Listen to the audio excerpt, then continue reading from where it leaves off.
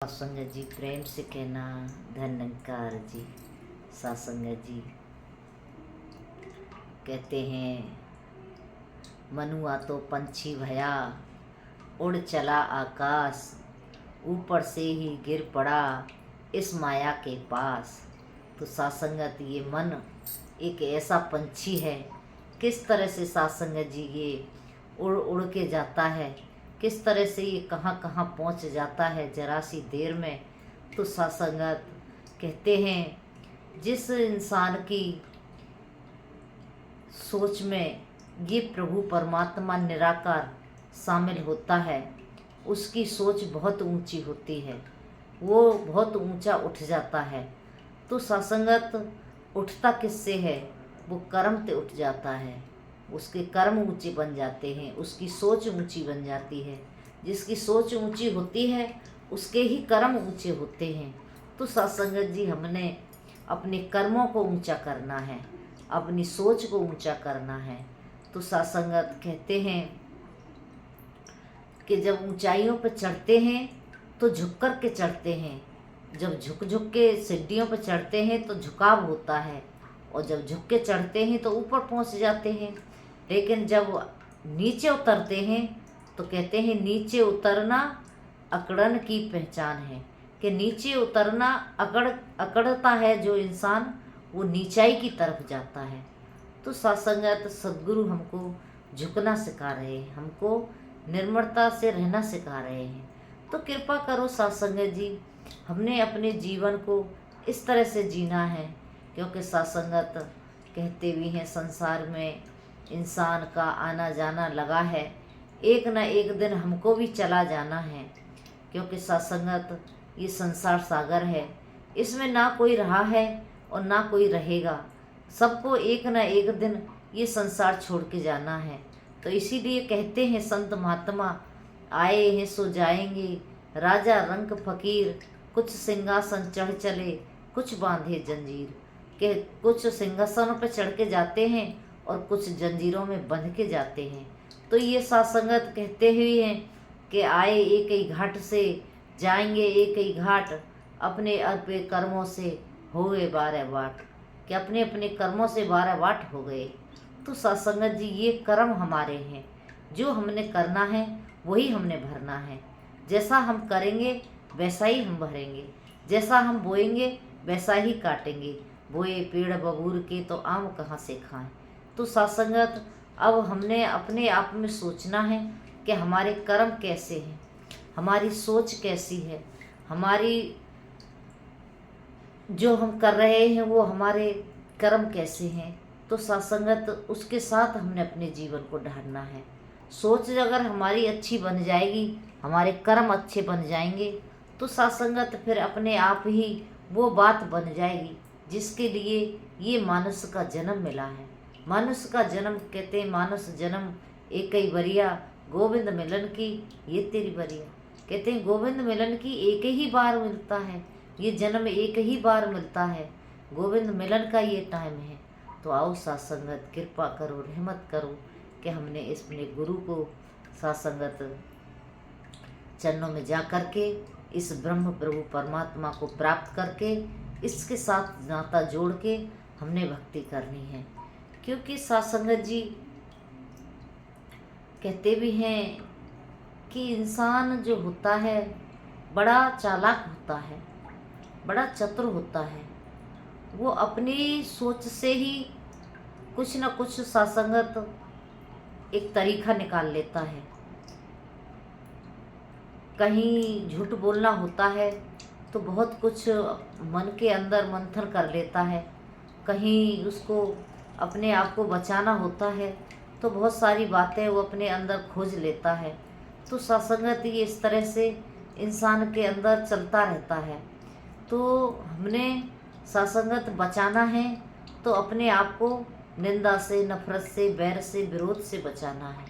क्योंकि ये चीज़ें जो हैं ये हमारे किसी काम की नहीं है, ये हमको हमेशा दुख देने वाली चीज़ हैं, दुख देने वाली बातें हैं। तो सासंगत ये संसार सागर है, इसमें इंसान आ रहा है, जा रहा है और लगा है। कोई सासंगत कैसे भी चला जाता है, कोई कैसे भी चला जाता है, कहीं किसी का एक्सीडेंट हो जाता है तो कहीं कोई सासंगत कुछ और क्रिया अपना लेते हैं। तो ये सासंगत, ये इस तरह से इंसान आज का हैवान हो चुका है, किसी को भी नहीं देखता, कहीं ऊंच नीच को नहीं देखता, तो सत्संगत वो करता ही चला जाता है।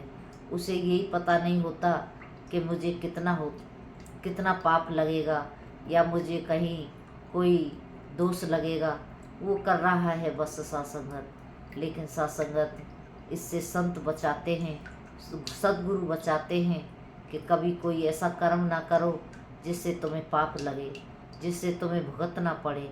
तो सत्संगत ये सद्गुरु हमको बचाते हैं, हमें ये सीख देते हैं, हमें सत्संग में बुलाते हैं, सत्संग में बुला कर के बिठाते हैं और फिर सिखाते हैं कि जीवन को कैसे जीना है, जीवन को कैसे अपने को काटना है। क्योंकि सत्संगत जीवन तो सब जीते हैं, सब अपने अपने तरीके से जिए चले जा रहे हैं, लेकिन गुरसिक जो होते हैं वो गुरु के इशारे से जीवन को जीते हैं। जैसे जैसे गुरु इशारा करते हैं वैसे वैसे ये अपने जीवन को जीते हैं। आज गुरु ने कहा है कि निंदा न करनी है न सुननी है, तो न करनी है न सुननी है सत्संगत, उससे हमको बच के रहना है।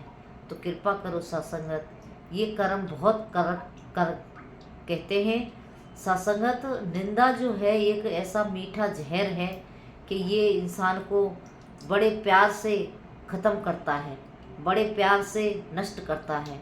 तो सत्संगत ऐसे जहर से हमको बच के रहना है। तो आओ सत्संगत, इसीलिए कहते हैं कि अपने जीवन को बचा के रखना चाहिए, अपने जीवन को संभाल के रखना चाहिए, जिससे कि ये जीवन सत्संगत जिस काम के लिए मिला है वो काम पूरा हो जाए।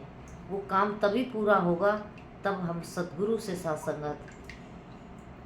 एक बार एक महात्मा मिले तो सत्संगत कहने लगे कि आप तो कहीं सरदार के साथ जुड़ गए हो, तुम हिंदू होकर के भी कहाँ सिक्कों में, कहाँ सरदारों में फंस गए हो। लेकिन सत्संगत वही बात कहते हैं, जात न पूछो संत की, पूछ लीजिए ज्ञान, मोल करो तलवार का, पड़े रहने दो म्यान। तो सत्संगत संत की कोई जाति नहीं होती, संत की एक ही जाति होती है, वो सिर्फ संत होते हैं। तो सत्संगत हमने अपने जीवन को इस तरह से जीना है जैसे सद्गुरु चाहते हैं। हमने कोई और सत्संगत इसमें चतुराई नहीं लगानी है। सत्संगत जी संसार में लगे हैं। कहते हैं कबीर जी बड़ी सुंदर बात कहते हैं, चलती चक्की देख कर दिए कबीरा रोए, दो पाटन के बीच में साबित बचा न कोय। तो सत्संगत कोई साबित नहीं बचता, चाखी चाखी सब कहें, कीली कहे न कोय, जो कीली संग जुड़ा रहे, बाल न बांका होए। तो सत्संगत हमारे सद्गुरु एक कीली हैं, हमारे सद्गुरु एक सत्संगत हमारा बचाव हैं, ये हमारे जीवन को बचाने वाले हैं। क्योंकि सत्संगत जब आत्मा अकेली सफ़र करती है तो इसका साथ सद्गुरु निभाते हैं। हमने उस कर्म के लिए सत्संगत भक्ति कर रहे हैं जिस टाइम हमारी आत्मा अकेली जाएगी। हम दुनिया के सुखों के लिए भक्ति नहीं कर रहे हैं कि हमें दुनिया के सुख मिल जाए, कि दुनिया के वैभव मिल जाए, कि दुनिया का धन मिल जाए। नहीं, हम भक्ति इसलिए कर रहे हैं कि मेरी आत्मा जब संसार में से अकेला जाएगी तो मेरा कोई सारथी मेरा साथ हो।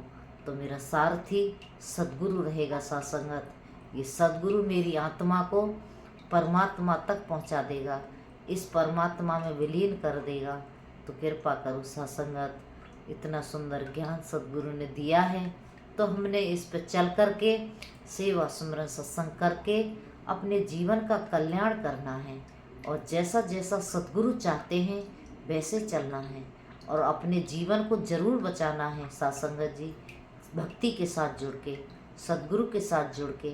सत्संगत जी बहुत संत ऐसे हैं, ज्ञान लिया है, सत्संग करने का मौका नहीं मिलता, गांव में रहते हैं, बहुत दूर रहते हैं, कभी कभी सत्संग आने का मौका मिलता है उनको, लेकिन सत्संगत उनका ध्यान बड़ा पक्का होता है, बड़े वो उस गुरु के वचनों के, गुरु के ज्ञान के लिए, गुरु के सत्संग के लिए तरसते रहते हैं।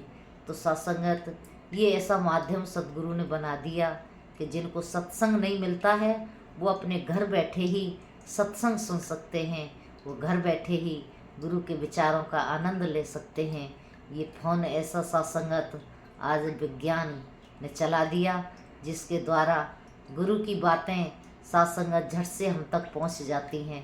पहले तो सत्संगत जब त्रेता युग में राम जी आए तो सत्संगत सबरी से मिलने के लिए गए, तो सबरी को पता ही नहीं था कब आएंगे, कब उनका टाइम है आने का। तो सत्संगत वो रोज़ रास्ता संवारती। लेकिन आज तो सदगुरु जहाँ भी जाते हैं 2-4 दिन पहले ही पता लग जाता है कि सदगुरु आ रहे हैं। तो सत्संगत बड़ी कृपा है आज आप संत महात्माओं की। तो सत्संगत इससे हमने लाभ भी उठाना है और अपने जीवन को सत्संगत उस लक्ष्य तक लेके जाना है जिसके लिए ये मनुष्य का जन्म मिला है। साधन धाम मोक्ष कर द्वारा के मोक्ष के द्वार के लिए ये साधन मिला है, तो हमने वहाँ तक इसको लेके जाना है। तो दासी ऐसी अरदास प्रार्थना करती है कि सत्संगत हमने अपने जीवन को झुक कर के जीना है, कभी भी सत्संगत अकड़ में नहीं रहना, किसी से भी हमने झगड़ा नहीं करना, किसी की निंदा नहीं करनी। तो दासी ऐसी अरदास प्रार्थना करती है आप जी के चरणों में। और कहीं शब्दों में कोई गलती हो गई हो तो दासी को बख्श लेना, माफ़ कर देना, प्रेम से कहना धन्यकार जी।